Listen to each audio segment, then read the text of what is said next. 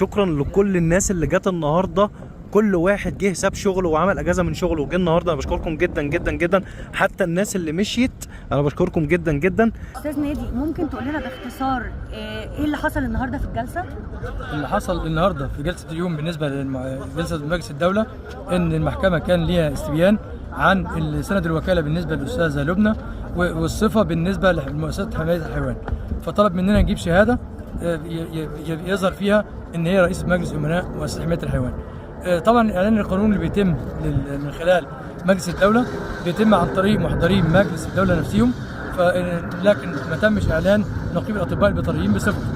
فالمحكمه صرحت لنا لجلسه 24/5 لاعلان نقيب البيطريين بصفته في مقر النقابه. انا عشان اتعلم في الارواح دي عشان اخدم اللي بعدها فيما بعد ما اتخرج، فدي من النقط المهمه. والحمد لله صلى الله عليه وسلم اوصى بها، معنى كده ان لها اهميه كبيره جدا في دخول الجنه والنار.